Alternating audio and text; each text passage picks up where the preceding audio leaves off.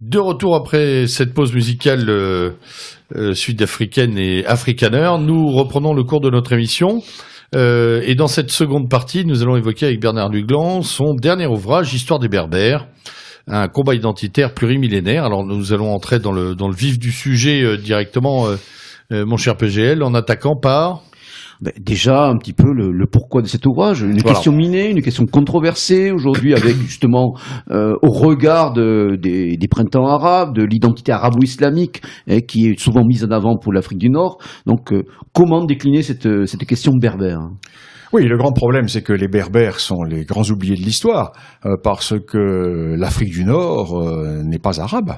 Elle est certes musulmane, mais elle n'est pas arabe. Et il ne faut pas confondre arabe et musulmans. Ou arabisés. Oui, tous les Arabes ne sont pas musulmans, et tous les musulmans ne sont pas des Arabes. Voilà, puisque le premier pays musulman n'est pas un pays arabe. Oui, l'Indonésie, la Fédération d'Indonésie. À l'heure actuelle, numériquement, suivi absolument. Par le Pakistan, de très près. Alors donc, tout le problème est que l'Afrique du Nord, depuis la Libye jusqu'au Maroc, y compris les îles Canaries, mais la population berbère des îles Canaries a disparu. Les Guanches, le fameux Guanches. Où est métissé avec... Blond aux yeux bleus, comme souvent on le décrivait. Donc le vieux fond de population de l'Afrique du Nord est berbère. Et ces berbères ont été islamisés et en partie arabisés au cours de l'histoire, à la suite d'événements dont nous allons peut-être parler. Et cette idée de faire ce livre m'est venue parce que, si vous voulez, depuis longtemps, je suis conscient de ce véritable vol de personnalité que subissent les Berbères. Parce qu'on veut les faire passer pour des Arabes. Or, ils ne sont pas arabes. Vous avez écrit une histoire du Maroc et de l'Égypte, entre autres. Donc déjà, je vois plus. C'est une raison. Écoutez, je connais un peu. Moi, Vous êtes né au Maroc, d'ailleurs. Oui, j'ai passé toute mon enfance au Maroc, en pays berbère notamment, et donc je connais bien cette question. Et il est bien évident que nous sommes en présence, des Gaulois de l'Afrique du Nord. Les Berbères, ce sont les Gaulois de l'Afrique du Nord. Ce sont les indigènes. C'est le fond de population. Alors, c'est pour cela que j'ai fait ce livre, pour leur rendre leur histoire, parce que tous les grands phénomènes de l'histoire de l'Afrique du Nord, jusqu'au XVIe siècle, se font autour de dynasties berbères. Tout à fait. Alors, vous montrez que le terme berbère est un terme générique, un peu problématique, qu'il cache une réalité plurielle. Des réalités, oui, plurielles. Des réalités, voilà, plurielles. Donc, en fait, comment caractériser un petit peu le monde berbère, on va dire, tout au long de l'Antiquité, avant la conquête musulmane, et en intégrant le moment romain, bien sûr. Disons que le monde berbère va rester authentiquement berbère, grosso modo, jusqu'au XIIIe ou XIVe siècle. Avec l'exception de la partie orientale de la Libye, qui va être rapidement arabisée, et de la Tunisie, qui elle également va être relativement arabisée. Mais tout ce qui est actuelle Algérie, actuel Maroc, toutes ces deux grandes régions, et le monde saharien, vont demeurer berbères jusqu'au XIIIe siècle. Parce que l'apport ethnique arabe, au moment de la conquête, est une goutte d'eau dans l'océan berbère. C'est vrai que ça reste une question très controversée aujourd'hui. Enfin, en tout cas, c'est pas controversé historiquement. Non, je veux dire par rapport aux tenants aujourd'hui de l'identité arabe, c'est des questions alors, donc, il y a deux logiques. Il y a l'idéologie arabo-musulmane qui dit, et c'est l'idéologie officielle de l'Algérie, qui dit, certes, bien sûr que les Berbères étaient là avant. Bien sûr que le fond de la population est berbère, mais parce qu'ils se sont convertis à l'islam, ils sont rentrés dans le monde culturel arabo-musulman. L'Oumma, la vision de l'Oumma, la vision universaliste. Voilà. Ça, c'est la vision, si vous voulez dire, nationaliste, pan-arabe, maghrébine. Et puis les Berbères qui disent non, nous sommes restés berbères, nous avons gardé notre langue, etc. Alors, le grand problème vient du fait que, et là, c'est très intéressant. Là, l'historien se régale en travaillant là-dessus, parce que c'est très intéressant, car nous sommes bien documentés, nous avons des travaux, nous avons des sources fort importantes. Et en fait, il faut distinguer au Maghreb deux zones. Il faut distinguer le Maghreb oriental, disons l'actuelle Tunisie jusqu'à la région de Constantine à peu près, et toute la partie située plus à l'ouest, et essentiellement le Maroc. La partie de l'Est a été christianisée, pas la partie de l'Ouest. Il y a eu une énorme christianisation du monde maghrébin, des Berbères maghrébins, dans l'actuelle Tunisie, dans l'Algérie centrale et orientale. Saint-Augustin était d'Hippone. Oui, On l'oublie. oui, mais ça le rappeler, il n'y a pas que ça. Oui, il n'y a pas que ça. Il y avait 150 évêchés, etc. Mais quand vous passez à la hauteur de l'actuelle ville d'Oran, par exemple, jusqu'à l'Atlantique, il n'y a plus de chrétienté. Il y a 2 petites chrétientés, une à Tanger, une à Ceuta. On n'est même pas certain qu'il y ait eu une véritable chrétienté à Volubilis, et au moins indigène. Ce qui fait que il n'y a qu'une petite partie du Maghreb qui a été romanisée et christianisée. Cette partie romanisée et christianisée, c'est là où ça devient intéressant, va résister aux Arabes, pas la partie non romanisée. D'accord. Mais cette partie qui va résister aux Arabes, une fois qu'elle va être vaincue, va se convertir à l'islam et va perdre son identité berbère. Tandis que la partie ouest, essentiellement le Maroc, va se convertir tout de suite à l'islam et va conserver son identité berbère. C'est-à-dire que les berbères marocains vont se servir de l'islam pour échapper à l'arabisation. D'accord. C'est fondamental. Et chaque fois qu'ils vont être menacés par un pouvoir arabe, qu'il s'agisse d'un pouvoir arabe venant d'Espagne, ou un pouvoir arabe venant des khalifats orientaux, ils vont adopter les hérésies de l'islam qui vont leur permettre d'écarter la menace du monde arabe. Oui. Et chaque fois qu'ils auront repoussé cette menace, ils reviendront à l'orthodoxie sunnite. Donc, le fait berbère, c'est moi je parle, un combat identitaire plurimillénaire, le fait berbère est un fait de résistance et d'adaptation. Et il faut bien voir que pour ces berbères, l'islamisation a été un moyen d'échapper à l'arabisation. Parce que, en se convertissant tout de suite à l'islam, ils n'ont pas été assujettis au statut des vaincus. Dhimmi, entre autres pour les autres. Ouais. Ils ont été associés à la conquête. C'est eux qui ont fait la conquête de l'Espagne. Alors ensuite, tout va évoluer au XIIIe siècle, XIIe, XIIIe. Que va-t-il se passer au XIIe, XIIIe siècle? Il va se passer que vont arriver pour la première fois des masses arabes. Alors ces masses arabes sont des tribus les tribus hilaliennes, Beni Solahem, Beni Hilal, Beni Makhil, etc., qui vont sortir d'Arabie, qui vont dévaster le nord de l'Égypte, et ces tribus vont être, au XIe siècle, envoyées par les Fatimides vers l'ouest, vers la Libye. Ah, donc rappelons pour les auditeurs que c'était un califat chiite qui était établi au Caire. C'était des Berbères surtout. Oui. Attention. Parce que les Fatimides, ce sont les Berbères Koutama de Petite Kabylie. Certes, le leader n'est pas berbère, mais toute la troupe est berbère. Ce sont les tribus berbères qui vont conquérir l'Égypte. Et quand les Fatimides déplacent le siège de leur commandement du Maghreb en Égypte, ils laissent le commandement à d'autres berbères qui vont se soulever assez rapidement pour échapper à la tutelle fatimide, toujours l'indépendance berbère. Donc, les Fatimides d'Égypte, pour se venger des Berbères qui se sont révoltés contre eux, et pour écarter le danger arabe qui déferle sur le nord de l'Égypte, vont envoyer ces tribus vers l'ouest. Et ces tribus vont arriver, elles vont commencer à déferler sur l'Afrique du Nord. Alors nous avons les descriptions qui sont tout à fait importantes, et là, nous sommes au moment de la dynastie almohade, des Almohades, dynastie berbère, authentiquement berbère. Ce sont les berbères du Haut Atlas marocain, les Almohades. Qui vont débarquer en Espagne. Oui, entre autres. Voilà, entre autres. Alors, les Almohades vont se porter en avant de ces tribus arabes. Ils vont les écraser. Ils vont vraiment les écraser. Et là, ils vont prendre une décision qui va être lourde de conséquences, car ce vont être des berbères qui vont arabiser le Maghreb. Au lieu de les repousser vers la Libye et vers l'Égypte, ils vont les faire rentrer dans leur ditch, dans leur armée, parce qu'ils ont besoin de troupes pour aller en Espagne. Parce qu'au même moment, en Espagne, la Reconquista chrétienne est en train de pousser vers le sud.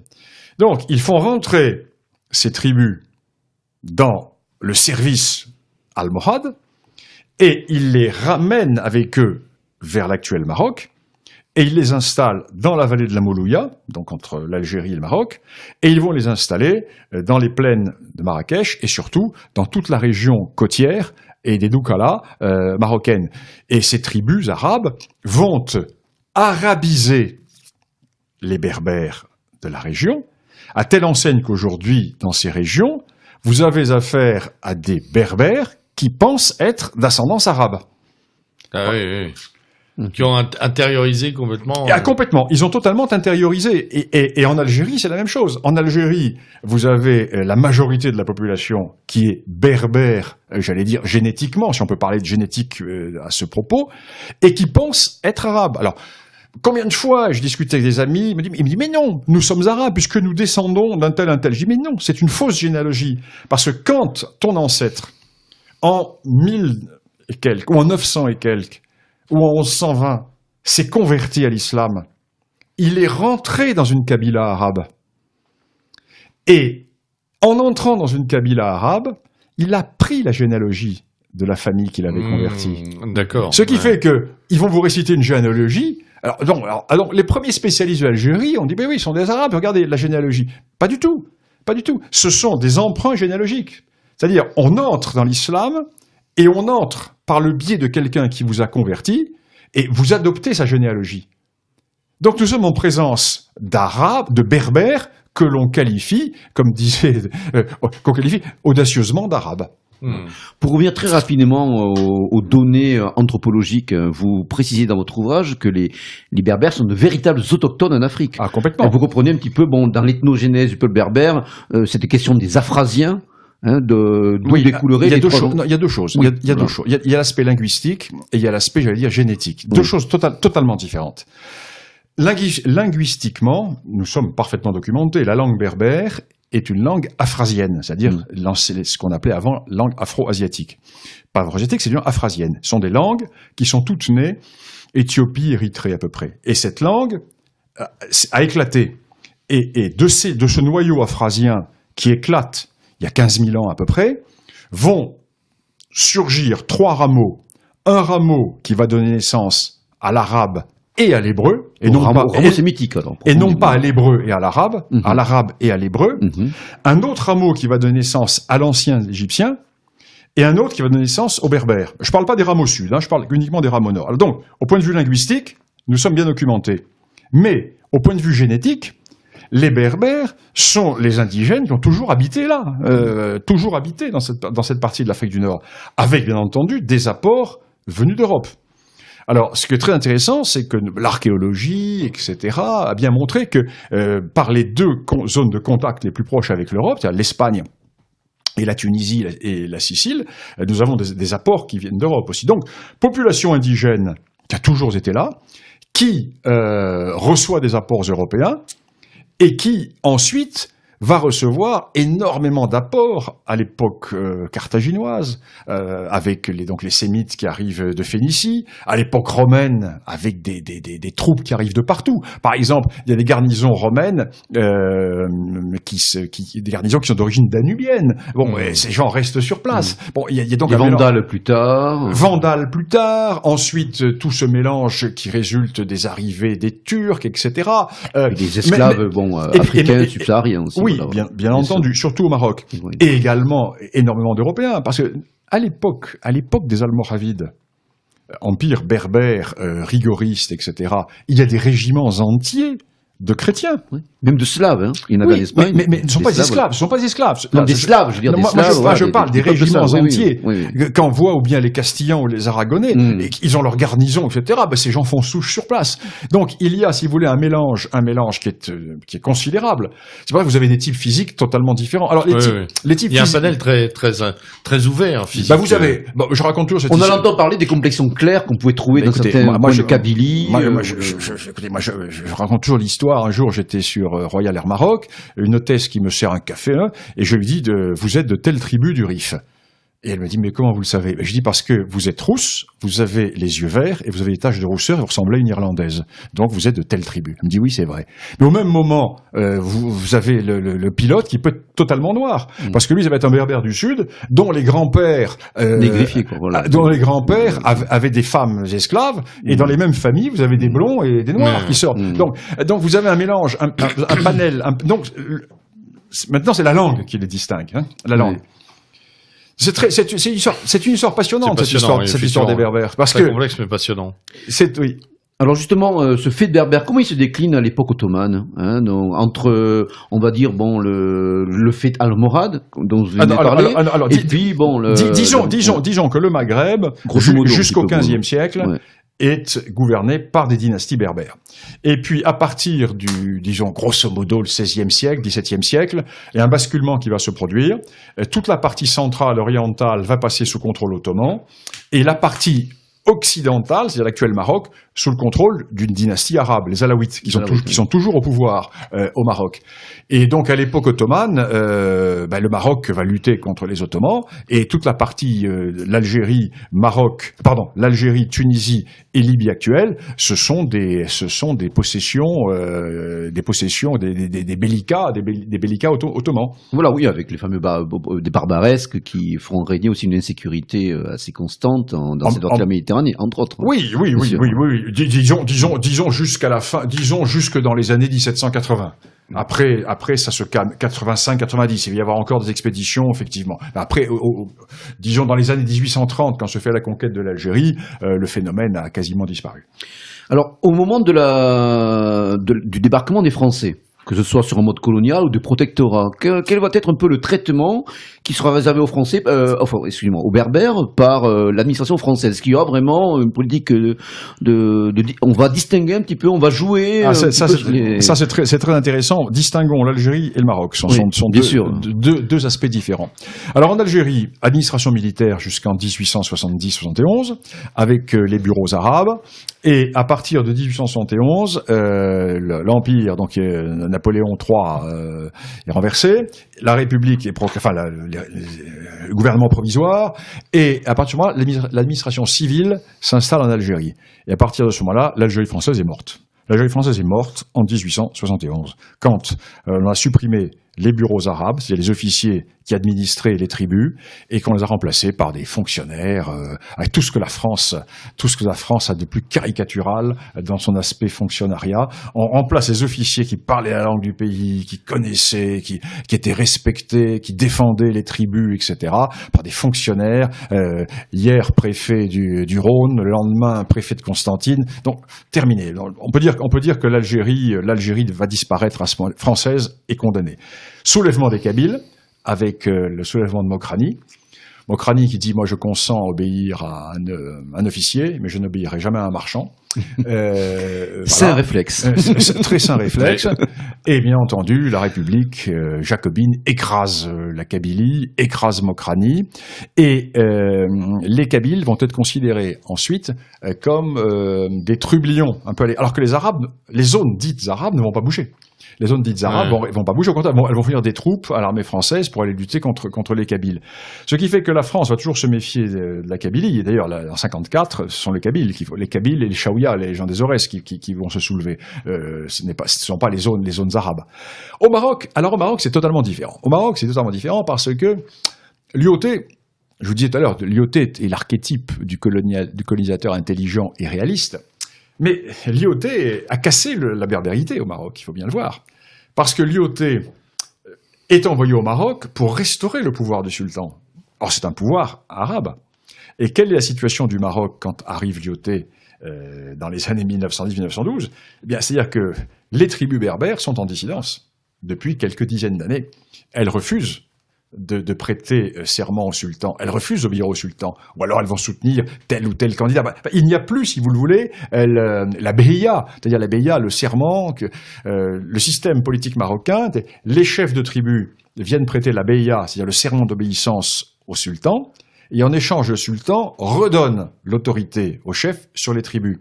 Et ces tribus doivent fournir l'impôt, payer l'impôt et fournir les troupes en cas de guerre. Alors, tribus ne marche plus, tout ça a échappé au sultan. Il n'y a que les tribus arabes qui vont soutenir le sultan. Donc Lyautey vient pour rétablir l'autorité de l'État marocain. Et rétablir l'autorité de l'État marocain, c'est ce qu'on appelle la pacification. Mais c'est surtout ce qu'on appelle la lutte contre les tribus berbères. Et Lyautey va réussir, puisque au lendemain de la Seconde Guerre mondiale, eh bien, une fois que la guerre du Rif sera terminée, quelques années après, Lyautey sera parti d'ailleurs, toutes les tribus berbères seront revenues dans l'obéissance au sultan. C'est-à-dire que la berbérité aura été reprise en main par la monarchie marocaine. Et dans les années 1930-35, certains responsables de l'administration française au Maroc ont dit, mais il y a deux Marocs. Il y a deux Marocs. Il y a le Maroc arabe, puis il y a le Maroc berbère. Et il faudrait peut-être qu'il y ait deux types d'administration. C'est ce qui va être mis en avant avec l'idée du daïr berbère qui va provoquer une réaction nationaliste au Maroc, parce que les Marocains vont dire oui, mais attention, on essaie de couper en deux la population marocaine, oui, etc. Alors il y a ce phénomène qui se produit. Donc c'est très différent de ce qui s'est passé en Algérie. Parce qu'en Algérie, c'était la France. Donc l'Algérie était dans la France, tout le monde était géré de la même manière, même s'il y avait un statut de l'indigénat, etc. Mais en principe, le but c'était de faire des Français de Dunkerque à Tamanrasset. Jamais au Maroc. Parce que le Maroc était un protectorat. Donc la gestion était totalement différente de celle qui pouvait être envisagée en Algérie. Alors justement, l'Algérie, est-ce qu'il y a eu une gestion particulière également de la part des autorités françaises du fait berbère durant les événements dits d'Algérie? Est-ce qu'il y avait aussi, on peut signaler dans l'insurrection algérienne, une place particulière de la berbérité en tant que telle? Ah ben, l'insurrection algérienne, le combat était mené par les Berbères, par les Berbères de Kabylie et par les Berbères des Aurès, ça c'est très clair.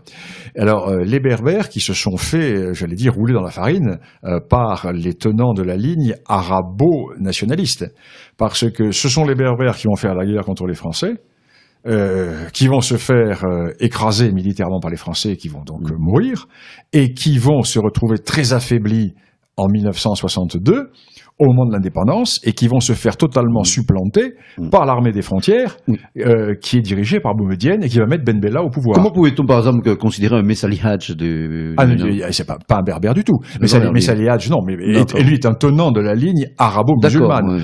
Ouais. Le MNA, qui était en grande partie, le mouvement nationaliste algérien, le mouvement national algérien, était en grande partie composé de berbères, avait à sa tête un nationaliste arabo-musulman. Là, si vous voulez, c'est la grande contradiction, parce que dans le mouvement berbère, dans les années 1945-50, va se poser la question très claire. Affirmons-nous, avant de déclencher une insurrection, notre berbérité, ou bien mettons-nous notre berbérité sous le coude et attendons de la mettre en évidence au lendemain de l'indépendance?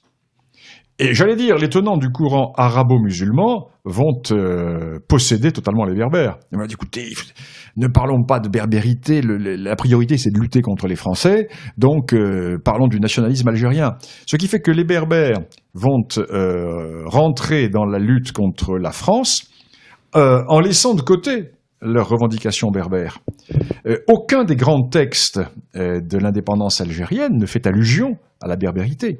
C'est vraiment le courant arabo-islamique. De type jacobin, en plus. De type jacobin. Ah, oui. De type jacobin. Et ce courant, qui est très très fort en 62, puisque c'est le courant qui est incarné par l'armée des frontières, plusieurs dizaines de milliers d'hommes qui ne se sont pas battus. Il faut bien voir que l'armée des frontières ne s'est pas battue. Elle était contenue au Maroc et en Tunisie par les lignes fortifiées, et chaque fois qu'une unité essayait de franchir la ligne, elle se faisait écraser par les troupes d'intervention, la Légion, les paras qui étaient là. Bon, ils passaient pas. Donc, ceux qui menaient le combat, ce sont les maquis d'intérieur. Les maquis d'intérieur, c'était qui? C'était les berbères, qui vont se faire voler leur victoire. Parce que les berbères auraient pris le pouvoir en 1962, l'évolution de l'Algérie aurait été totalement différente. L'Algérie n'aurait pas du tout évolué comme un État socialisto-jacobin, mettant en avant cette idéologie arabo-islamique qui est totalement étrangère à l'Algérie. Alors justement, comment le FLN va gérer cette question berbère? Par le parti unique. Par le parti unique, par la persécution, par l'arabisation, on dit de politique. Par l'arabisation, la chaire de Berbère du ministre d'Alger est supprimée dès le mois de septembre 62. Le ministre de la culture algérien dit les Berbères n'existent pas, c'est une création des Pères blancs, c'est une création coloniale, il n'y a pas de Berbères. Et parler de berbérité, c'est être pour l'Algérie française, c'est-à-dire c'est soutenir le colonisateur. Les Berbères vont essayer de se soulever en 63, ils vont être écrasés, ce qui fait que la revendication berbère va dormir et elle va surgir périodiquement jusqu'au moment dans la décennie 80-90 avec le printemps berbère, avec cette résurgence très très forte qui va. Il y avait aussi un parti politique, le parti des forces sociales. Oui, mais non, de Hosni Ahmed, non. Oui, mais le problème d'Ahmed Ahmed, c'est qu'il a complètement camouflé la revendication berbère sous une appellation socialiste. C'est-à-dire qu'on ne sait plus. Effectivement, tout le monde sait que c'est un parti berbère, mais il ne met pas en avant la berbérité, il met en avant la démocratie et le socialisme. Donc, il ne met pas le côté identitaire en avant. Et donc, il va, Ahmed Ahmed va largement, j'allais dire, amoindrir la revendication berbère. Ce qui fait qu'il l'habille autour d'une revendication démocratique et socialiste. C'est pas ça le problème. Le problème est ethnique et culturel. Il n'est pas socialiste ou démocrate. C'est une question d'identité d'un peuple. D'ailleurs, en ce moment, c'est intéressant parce que les partis politiques berbères ou qui prétendaient représenter les berbères sont en perte de vitesse. Et l'on voit un mouvement très intéressant qui est en train de se définir dans le monde berbère en Algérie. C'est-à-dire une réappropriation de l'histoire. C'est-à-dire que les jeunes berbères intellectuels ont compris que ces partis politiques allaient à la soupe, les trahissaient, se faisaient acheter. Et donc, ils reviennent à l'histoire. C'est-à-dire, ils se mettent à découvrir leur histoire. Ils avaient des mythes, ils ne connaissaient pas leur histoire. Et l'on voit depuis un certain temps... Ça commence souvent comme ça. Et c'est très intéressant. C'est très intéressant parce qu'il y a des sites sur Internet qui sont remarquablement bien faits. Et l'on voit une réappropriation de l'histoire. Alors, quand un peuple commence à se réapproprier son histoire, c'est bon signe. On peut aussi évoquer, pour le souvenir, quand même, une figure charismatique des années 90, le chanteur Matou Blounès, que Jean Mabir, d'ailleurs, avait croqué dans un numéro de Terre et Peuple, en tant qu'éveilleur véritablement de la berbérité. Lui aussi a été, je crois, un des héros de cette berbérité des années 90. Il a payé d'ailleurs chèrement de sa vie, après plusieurs attentats d'ailleurs dont il a été victime. Alors aujourd'hui le problème c'est que l'Algérie existe-t-elle? Ça c'est le grand. Autant le Maroc existe. Alors ça, c'est sûr que certains auditeurs vont se manifester rapidement. Non mais là il faut dire les choses. Il faut dire les choses clairement. Ouais. Alors il y a une volonté d'existence, ça c'est qui est tout à fait respectable, une volonté d'existence, mais cette volonté d'existence ne peut pas aboutir tant que sera niée la composante berbère, qui est tout de même l'âme, le tréfonds, le soubassement, j'allais dire, en anglais on dirait le bedrock de cette société. Alors, dire que l'Algérie est un pays arabo-musulman, c'est un mensonge. C'est comme la France n'existe pas depuis 1789. Elle existait avant. Et l'Algérie n'est pas arabo-musulmane. L'Algérie est berbère. Et sur ce fond berbère sont venus se greffer des influences arabes et une religion musulmane. Voilà. Mais il faut bien voir qu'au début, à la base, nous avons les Berbères. Et que cette histoire berbère est une histoire millénaire qui va durer et qui va perdurer jusqu'à l'époque contemporaine, puisque si l'Algérie est indépendante, c'est en grande partie parce que les Berbères se sont battus contre nous, Français. Alors que quand les Arabes n'ont pas suivi. En tout cas, cette question berbère continue de se manifester de l'actualité. Vous vous êtes exprimé très récemment, notamment avec l'affaire du Sahara, avec le soulèvement d'Azawad, avec aussi le rôle que certaines tribus berbères ont pu jouer en Libye. En tout cas, ont voulu faire entendre leur voix. Très rapidement, il nous reste, je crois, quelques minutes.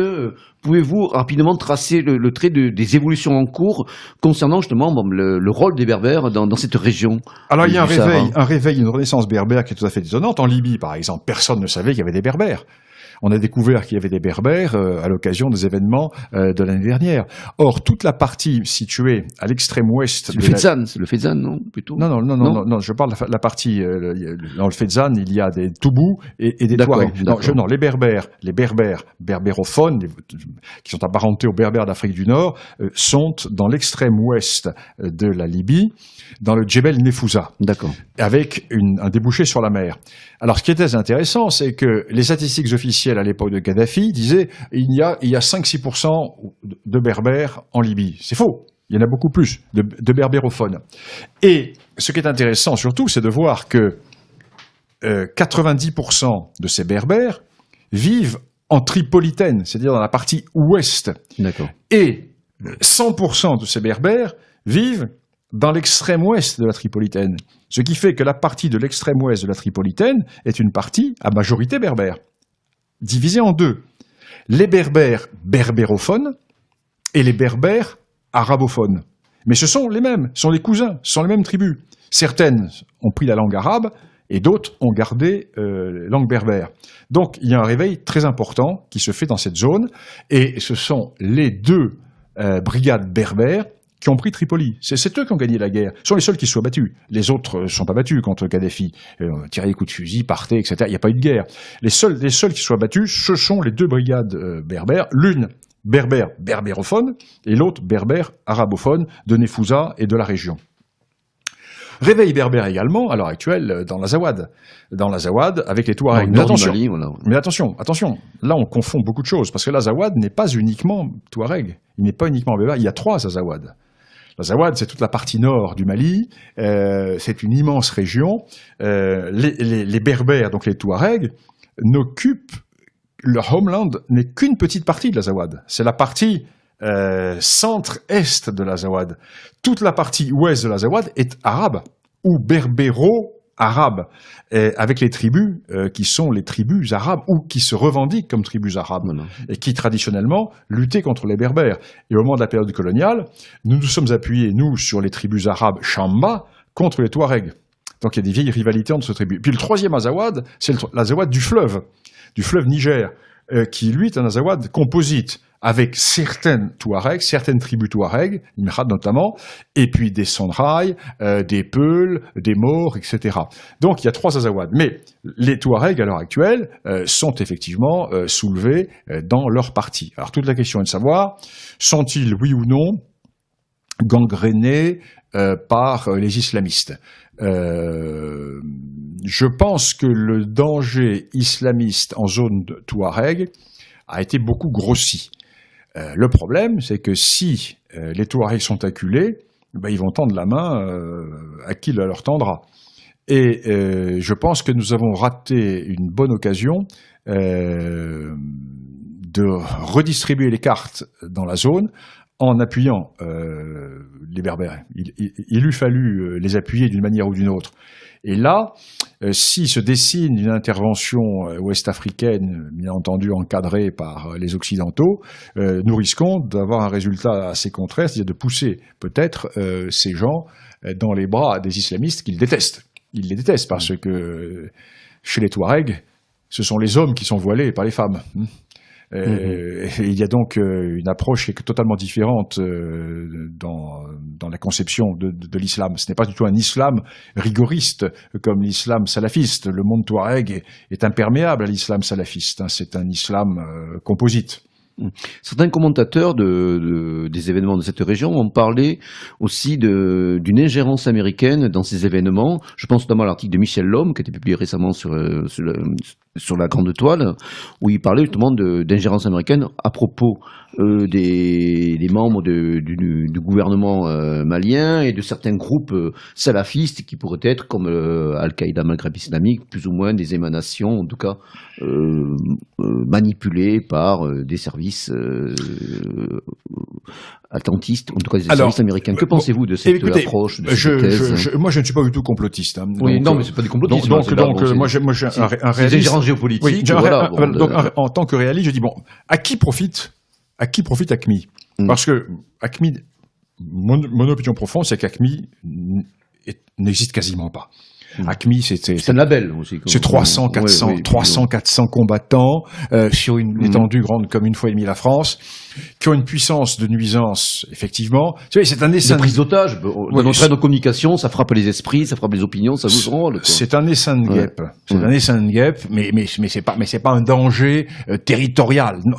Je ne vois pas les salafistes mordre sur le monde africain noir chez les Bambara. Pas possible. Bon. Et donc, qui a intérêt à grossir cette réalité à Acme? D'abord, les Maliens. Parce que sans l'épouvantail Acme, ils sont certains que personne ne viendra les aider pour une hypothétique reconquête du Nord. Ça, c'est clair. Et puis, qui a intérêt encore à grossir Acme? Eh bien, les nouveaux acteurs qui veulent peut-être s'implanter sur zone, dont les Américains. Parce que vous avez noté l'absence totale de l'Union européenne. La France, qui est en période électorale, ne s'occupe absolument plus de la question. On l'a vu au Darfour il y a quelques années, mais donc, il est évident que nous savons que les Américains sont présents sur zone, etc. Mais bon, alors de là à en faire un système, je ne sais pas. Voilà, moi je pose le problème simplement. D'accord. Alors aujourd'hui, la berbérité, c'est aussi une question qui ne peut pas totalement nous intéresser. Une bonne partie de l'immigration, donc d'origine maghrébine et d'origine berbère, assumée ou pas, on peut le voir, par le tissu associatif qui se développe en France, on peut le voir au niveau de l'enseignement, pour des professeurs qui peuvent avoir affaire à des élèves qui revendiquent soit leur arabité, soit leur berbérité. Quel pourrait être, est-ce que la berbérité, en tout cas le soutien à cette cause, en tout cas pour nous, la question ne se pose pas, nous sommes des ethno-différentialistes conséquents, nous sommes des soutiens de toutes les identités, mais est-ce que cette berbérité pourrait être un levier pour une politique française intelligente d'un règlement éventuel, en tout cas qui serait souhaitable de la question migratoire? Je ne poserai pas la question dans ces termes, parce que moi je ne suis pas du tout un politique. Oui, bien sûr. Donc la question migratoire, c'est pas mon problème. Moi, je renverse la question et je dis les pays du Maghreb peuvent-ils continuer à vivre sur le mythe de l'existence d'un Maghreb arabe qui n'existe pas? Le Maghreb n'est pas arabe. Il est berbère, de religion musulmane, avec une langue dominante qui est l'arabe. Mais ce n'est pas un Maghreb arabe, c'est un Maghreb berbéro-arabe, ou mettons les proportions plus ou moins différentes selon les thèses que l'on veut avancer. Voilà. Ceci veut dire donc que dans l'immigration en Europe, ce que l'on voit souvent comme étant des Arabes ne sont pas des Arabes. Ce sont des Berbères, mais qui ne savent pas qu'ils sont Berbères, souvent. C'est ça le problème. Alors, ce qui serait utile, c'est de réapprendre leur histoire, leur vraie histoire, aux jeunes issus de l'immigration, pour leur dire, mais vous croyez que vous êtes Arabes, vous n'êtes pas Arabes, vous êtes Berbères. Reprenez vos racines, reprenez votre histoire, reprenez vos sources, et reprenez votre identité. Là, vous êtes acculturés. Vos vraies racines sont berbères. On peut voir au gré de certaines classes, je n'ai pas certains collègues, des Massinissa, des Jugurtha qui ressurgissent. Eux assument. Alors quand vous avez un jeune qui s'appelle Massinissa ou qui porte le signe de l'homme, il n'y a pas de problème. Voilà, il n'y a pas de problème. Alors, lui n'est pas acculturé, lui il assume, c'est un identitaire. Mais la plupart de ces jeunes qui cherchent dans un islamisme totalement artificiel une identité se trompent de chemin. Il ferait bien mieux de rechercher leur identité dans l'origine de leur peuple, c'est-à-dire leur identité berbère. Tout à fait. En tout cas, le moment va être venu maintenant de mettre fin à cette émission ô combien passionnante. En tout cas, nous espérons vous avoir très bientôt à nouveau sur nos ondes, Bernard Lugan. Je vais rappeler le titre et les éditeurs des deux ouvrages que nous avons principalement évoqués durant cette émission. Il s'agit tout d'abord de Décoloniser l'Afrique, point d'exclamation, aux éditions Ellipse, donc qui est sorti il y a quelques mois. Ensuite, un ouvrage que vous auto-éditez, qui est disponible sur votre blog, bernardlugan.blogspot.fr, Histoire des Berbères, un combat identitaire plurimillénaire. Donc les auditeurs intéressés peuvent commander directement, soit sur votre blog ou en envoyant un chèque avec leur règlement. La somme étant de 29 €, frais de port compris. En tout cas, Bernard Lugan, nous vous remercions une fois de plus d'être venu sur nos ondes. Nous vous accueillerons avec plaisir pour reparler de nouvelles thématiques au gré de l'actualité.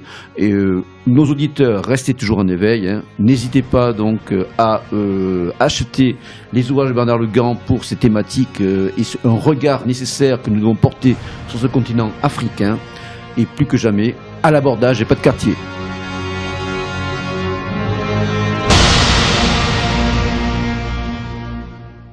Certes, bien sûr que les Berbères étaient là avant.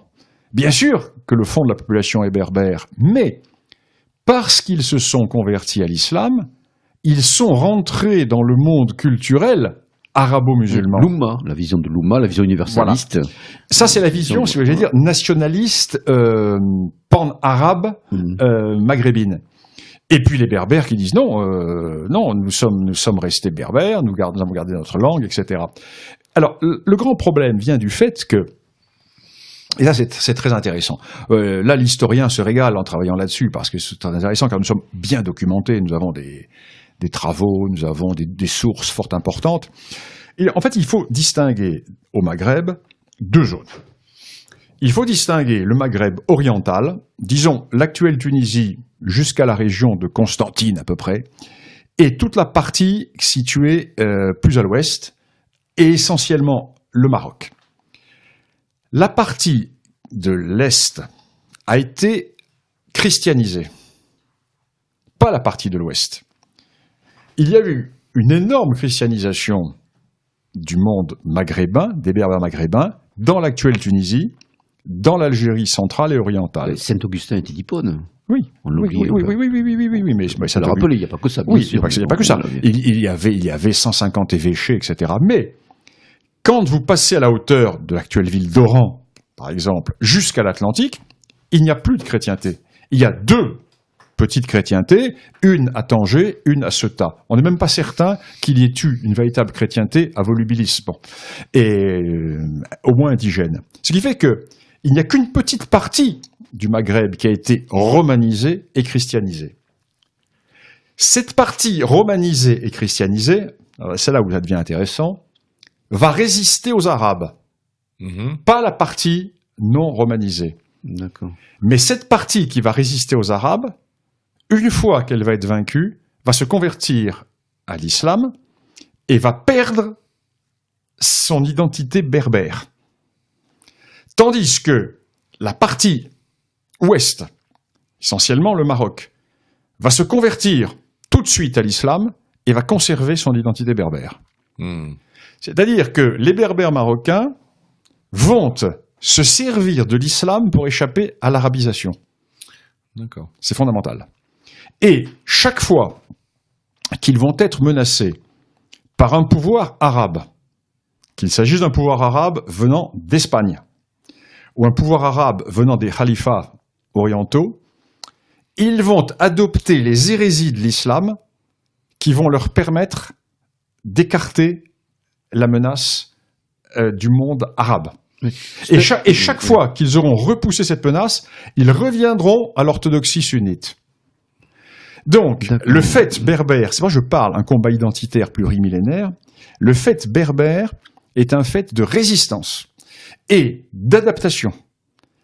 Et il faut bien voir que pour ces berbères, l'islamisation a été un moyen d'échapper à l'arabisation. Parce que, en se convertissant tout de suite à l'islam, ils n'ont pas été assujettis au statut des vaincus. Dhimmi, entre autres pour les autres. Ouais. Ils ont été associés à la conquête. C'est eux qui ont fait la conquête de l'Espagne. Alors ensuite, tout va évoluer au XIIIe siècle. 12e, 13e. Que va-t-il se passer au 12e, 13e siècle? Il va se passer que vont arriver, pour la première fois, des masses arabes. Alors ces masses arabes sont des tribus qui vont aller... De retour après cette pause musicale sud-africaine et afrikaner, nous reprenons le cours de notre émission.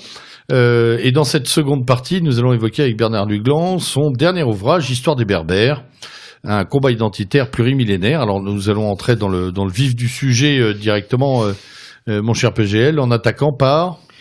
Déjà, un petit peu le pourquoi de cet ouvrage. Une question minée, une question controversée aujourd'hui, avec justement, au regard des printemps arabes, de l'identité arabo-islamique, qui est souvent mise en avant pour l'Afrique du Nord. Donc, comment décliner cette question berbère? Oui, le grand problème, c'est que les Berbères sont les grands oubliés de l'histoire, parce que l'Afrique du Nord n'est pas arabe. Elle est certes musulmane, mais elle n'est pas arabe. Et il ne faut pas confondre arabe et musulman. Ou arabisé. Oui, tous les Arabes ne sont pas musulmans, et tous les musulmans ne sont pas des Arabes. Voilà, puisque le premier pays musulman n'est pas un pays arabe. Oui, l'Indonésie, la Fédération d'Indonésie. À l'heure actuelle, numériquement, suivi absolument. par le Pakistan. Alors donc, tout le problème est que l'Afrique du Nord, depuis la Libye jusqu'au Maroc, y compris les îles Canaries, mais la population berbère des îles Canaries a disparu. Les Guanches, le fameux Guanches. Où est métissé avec... Blond aux yeux bleus, comme souvent on le décrivait. Donc le vieux fond de population de l'Afrique du Nord est berbère. Et ces berbères ont été islamisés et en partie arabisés au cours de l'histoire, à la suite d'événements dont nous allons peut-être parler. Et cette idée de faire ce livre m'est venue parce que, si vous voulez, depuis longtemps, je suis conscient de ce véritable vol de personnalité que subissent les Berbères. Parce qu'on veut les faire passer pour des Arabes. Or, ils ne sont pas arabes. Vous avez écrit une histoire du Maroc et de l'Égypte, entre autres. Donc déjà, je vois plus. C'est une raison. Écoutez, je connais un peu. Moi, je suis. Vous êtes né au Maroc, d'ailleurs. Oui, j'ai passé toute mon enfance au Maroc, en pays berbère notamment, et donc je connais bien cette question. Et il est bien évident que nous sommes en présence, j'allais dire, des Gaulois de l'Afrique du Nord. Les Berbères, ce sont les Gaulois de l'Afrique du Nord. Ce sont les indigènes. C'est le fond de population. Alors, c'est pour cela que j'ai fait ce livre, pour leur rendre leur histoire, parce que tous les grands phénomènes de l'histoire de l'Afrique du Nord, jusqu'au XVIe siècle, se font autour de dynasties berbères. Tout à fait. Alors, vous montrez que le terme berbère est un terme générique, un peu problématique, qu'il cache une réalité plurielle. Des réalités, oui, plurielles. Des réalités, oui, plurielles. Donc, en fait, comment caractériser un petit peu le monde berbère, on va dire, tout au long de l'Antiquité, avant la conquête musulmane, hein, et en intégrant le moment romain, bien sûr. Disons que le monde berbère va rester authentiquement berbère, grosso modo, jusqu'au XIIIe ou XIVe siècle. Avec l'exception de la partie orientale de la Libye, qui va être rapidement arabisée, et de la Tunisie, qui elle également va être relativement arabisée. Mais tout ce qui est actuelle Algérie, actuel Maroc, toutes ces deux grandes régions, et le monde saharien, vont demeurer berbères jusqu'au XIIIe siècle.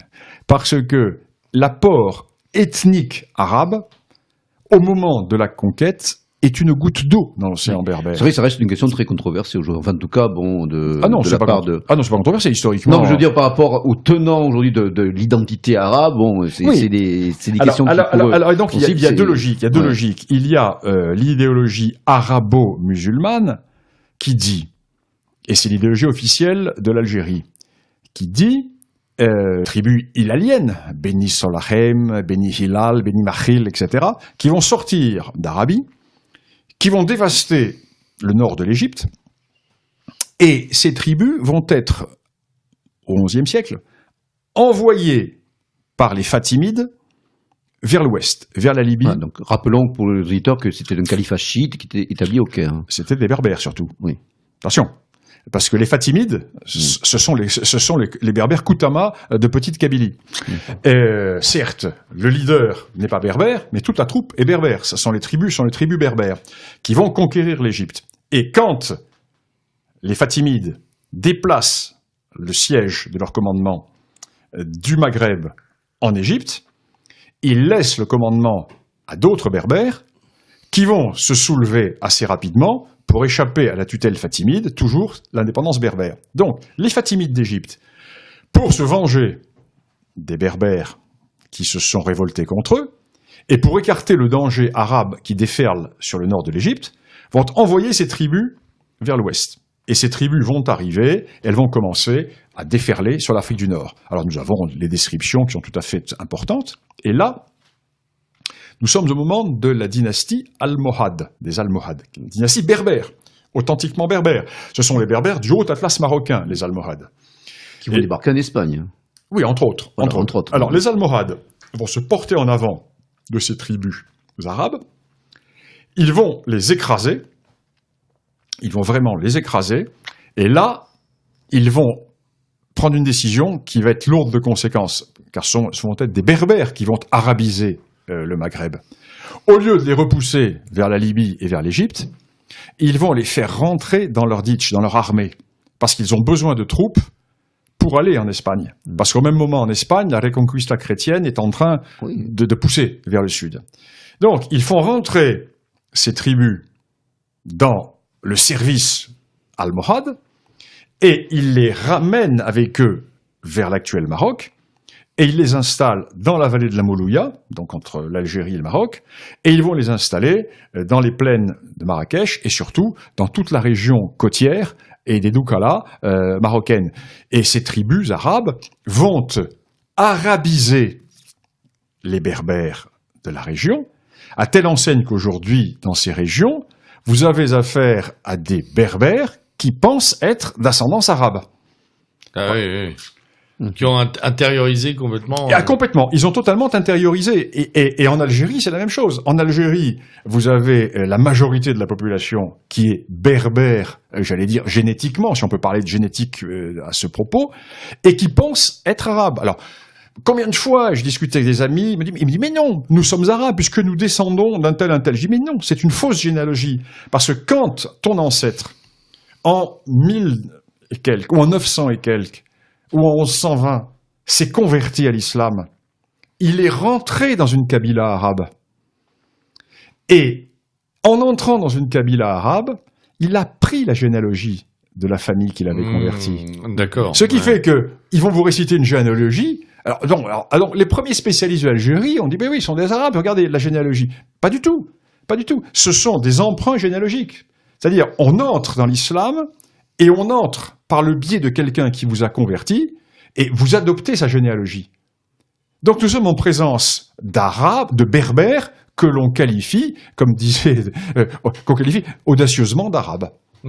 Pour revenir très rapidement aux données anthropologiques, vous précisez dans votre ouvrage que les Berbères sont de véritables autochtones en Afrique. Ah, complètement. Et vous comprenez un petit peu, dans l'ethnogénèse du peuple berbère, c'était question des Afrasiens, d'où découlerait il y a deux choses. Il y a deux choses. Oui. Il y a deux choses. Il y a l'aspect linguistique et il y a l'aspect, j'allais dire, génétique. Deux choses totalement différentes. Linguistiquement, nous sommes parfaitement documentés. La langue berbère est une langue afrasienne, c'est-à-dire ce qu'on appelait avant langue afro-asiatique. Pas afro-asiatique, c'est une langue afrasienne. Ce sont des langues qui sont toutes nées Éthiopie, Érythrée à peu près. Et cette langue a éclaté. Et de ce noyau afrasien qui éclate il y a 15 000 ans à peu près, vont surgir trois rameaux. Un rameau qui va donner naissance à l'arabe et à l'hébreu, et non pas sémitique, alors, et non pas à l'hébreu et à l'arabe et à l'hébreu. Un autre rameau qui va donner naissance à l'ancien égyptien, et un autre qui va donner naissance aux berbères. Je ne parle pas des rameaux sud, je parle uniquement des rameaux nord. Alors donc, au point de vue linguistique, nous sommes bien documentés. Mais, au point de vue génétique, les berbères sont les indigènes qui ont toujours habité là, toujours habité dans cette partie de l'Afrique du Nord, avec bien entendu des apports venus d'Europe. Alors, ce qui est très intéressant, c'est que l'archéologie, etc., a bien montré que par les deux zones de contact les plus proches avec l'Europe, c'est-à-dire l'Espagne et la Tunisie et la Sicile, nous avons des apports qui viennent d'Europe aussi. Donc, population indigène qui a toujours été là, qui reçoit des apports européens, et qui, ensuite, va recevoir énormément d'apports à l'époque carthaginoise, avec les Sémites qui arrivent de Phénicie, à l'époque romaine, avec des troupes qui arrivent de partout. Par exemple, il y a des garnisons romaines, des garnisons qui sont d'origine danubienne. Bon, ces gens restent sur place. Bon, il y a donc les Vandales plus tard. Vandales plus tard. Ensuite, tout ce mélange qui résulte des arrivées des Turcs, etc. Des esclaves, africains, subsahariens aussi. Oui, voilà, bien entendu, surtout au Maroc. Oui. Et également énormément d'Européens, parce que à l'époque des Almoravides, empire berbère, rigoriste, etc., il y a des régiments entiers de chrétiens. Oui. Même de Slaves, hein. Il y en avait en Espagne. Mais ce ne sont pas des esclaves. Ce sont pas des esclaves. Non, des Slaves, je veux dire. Non, des moi, Slaves, je parle des régiments entiers. Oui. Quand on voit ou bien les Castillans ou les Aragonais, et ils ont leur garnison, etc. Ben, ces gens font souche sur place. Donc il y a, si vous voulez, un mélange qui est considérable. C'est vrai que vous avez des types physiques totalement différents. Alors les types il y a un panel très ouvert physique. Bah vous avez, je raconte toujours cette histoire. On a entendu parler des complexions claires qu'on pouvait trouver dans certains points de Kabylie. Écoutez, je raconte toujours l'histoire. Un jour, j'étais sur Royal Air Maroc, une hôtesse qui me sert un café, et je lui dis vous êtes de telle tribu du Rif. Et elle me dit, mais comment vous le savez? Je dis, parce que vous êtes rousse, vous avez les yeux verts, et vous avez des taches de rousseur, et vous ressemblez à une Irlandaise. Donc vous êtes de telle tribu. Elle me dit, oui, c'est vrai. Mais au même moment, vous avez le pilote qui peut être totalement noir. Parce que lui, ça va être un berbère du Sud, dont les grands-pères... négrifiés, quoi, voilà. Dont les grands-pères avaient des femmes esclaves, et dans les mêmes familles, vous avez des blonds et des noirs qui sortent. Donc vous avez un mélange, un panel... maintenant, c'est la langue qui les distingue, la langue. C'est une histoire passionnante, cette histoire des Berbères. Parce très complexe mais passionnant. Oui. Alors justement, ce fait de berbère, comment il se décline à l'époque ottomane, donc, entre, on va dire, le fait almohade, dont vous venez de parler, et puis, disons que le Maghreb, jusqu'au XVe siècle, est gouverné par des dynasties berbères. Et puis, à partir disons, grosso modo, le XVIe siècle, XVIIe siècle, il y a un basculement qui va se produire. Toute la partie centrale, orientale, va passer sous contrôle ottoman, et la partie occidentale, c'est-à-dire l'actuel Maroc, sous le contrôle d'une dynastie arabe, les Alaouites, qui sont toujours au pouvoir au Maroc. Et donc, à l'époque ottomane, le Maroc va lutter contre les Ottomans, et toute la partie l'Algérie, Tunisie et Libye actuelle, ce sont des possessions, des bellicats ottomans. Voilà, oui, avec les fameux des barbaresques qui feront régner aussi une insécurité assez constante dans cette partie de la Méditerranée, entre autres. Oui. Disons jusqu'à la fin, disons jusque dans les années 1780. Après, ça se calme. 85, 90. Il va y avoir encore des expéditions, effectivement. Après, disons dans les années 1830, quand se fait la conquête de l'Algérie, le phénomène a quasiment disparu. Alors, au moment du débarquement des Français, que ce soit sur un mode colonial ou de protectorat, quel va être un peu le traitement qui sera réservé aux Français, aux Berbères par l'administration française? Est-ce qu'il y aura vraiment une politique on va distinguer un petit peu, on va jouer ça c'est très intéressant. Distinguons l'Algérie et le Maroc. Ce sont deux aspects différents. Alors en Algérie, administration militaire jusqu'en 1870-71 avec les bureaux arabes, et à partir de 1871, l'empire, donc Napoléon III est renversé, la République est le gouvernement provisoire, et à partir de ce moment-là, l'administration civile s'installe en Algérie. Et à partir de ce moment-là, l'Algérie française est morte. L'Algérie française est morte en 1871, quand on a supprimé les bureaux arabes, c'est-à-dire les officiers qui administraient les tribus, et qu'on les a remplacés par des fonctionnaires, avec tout ce que la France a de plus caricatural dans son aspect fonctionnariat. On remplace les officiers qui parlaient la langue du pays, qui connaissaient, qui étaient respectés, qui défendaient les tribus, etc., par des fonctionnaires, hier préfet du Rhône, le lendemain préfet de Constantine. Donc, terminé. On peut dire que l'Algérie va disparaître à ce moment, française est condamnée. Soulèvement des Kabyles, avec le soulèvement de Mokrani. Mokrani qui dit, moi je consens à obéir à un officier, mais je n'obéirai jamais à un marchand. C'est un réflexe. Très sain réflexe. Et bien entendu, la République jacobine écrase la Kabylie, écrase Mokrani, et les Kabyles vont être considérés ensuite comme des trublions, un peu alors que les zones dites arabes ne vont pas bouger. Les zones dites arabes vont pas bouger, au contraire, elles vont fournir des troupes à l'armée française pour aller lutter contre les Kabyles. Ce qui fait que la France va toujours se méfier de la Kabylie, et d'ailleurs, en 54, ce sont les Kabyles et les Chaouia, les gens des Aurès qui vont se soulever. Ce ne sont pas les zones arabes. Au Maroc, c'est totalement différent. Au Maroc, c'est totalement différent parce que l'IOT, je vous disais tout à l'heure, l'IOT est l'archétype du colonisateur intelligent et réaliste. Mais l'IOT a cassé la berbérité au Maroc, il faut bien le voir. Parce que l'IOT est envoyé au Maroc pour restaurer le pouvoir du sultan. Or, c'est un pouvoir arabe. Et quelle est la situation du Maroc quand arrive l'IOT dans les années 1910-1912 ? Eh bien, c'est-à-dire que Les tribus berbères sont en dissidence depuis quelques dizaines d'années. Elles refusent de prêter serment au sultan. Elles refusent d'obéir au sultan. Ou alors elles vont soutenir tel ou tel candidat. Il n'y a plus, si vous le voulez, la beya, c'est-à-dire la beya, le serment, le système politique marocain. Les chefs de tribus viennent prêter la beya, c'est-à-dire le serment d'obéissance au sultan, et en échange, le sultan redonne l'autorité aux chefs sur les tribus. Et ces tribus doivent fournir l'impôt, payer l'impôt et fournir les troupes en cas de guerre.